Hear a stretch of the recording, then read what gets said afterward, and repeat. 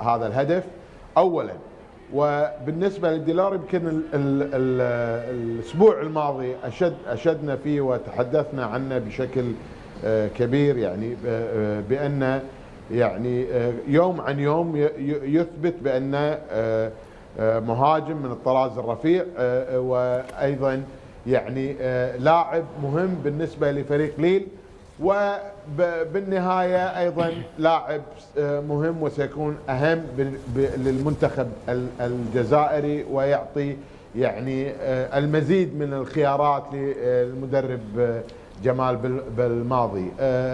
فريق ليل هذا الموسم يبقى في المنافسه، اتفق مع صابر، هو يصعب المنافسه على باريس، لكن متى ما اكتملت صفوف باريس فسوف يعني يكون يعني الاقرب الى حصد اللقب.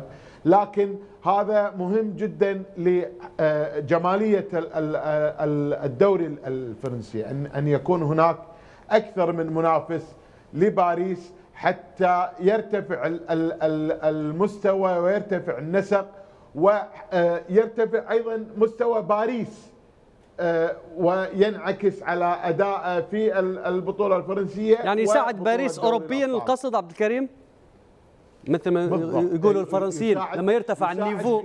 يساعد بالضبط، يرتفع مستوى، عندما يرتفع مستوى الاداء في الدوري الفرنسي. يا عبد الكريم سايب الكوره شويه يا عبد الكريم، تولي لنا ديلار بتاع تفضل تيز يا ودي، قال لك احكي لي على البورتو يا اخي، وليت تعمل في تحليل على البطوله. لا انا تكلمت عن باريس. اسمع ديلار، واسف عن ليل، تكلمت عن ليل. تفضل عن ديلور، تفضل. عندك الحق، لا ترجع فينا ل 80. لا عبد الكريم، عبد الكريم مهند، الملاحظة على بطولة فرنسا هي نفس الملاحظة على بطولة انجلترا. نسيتوا عم ناول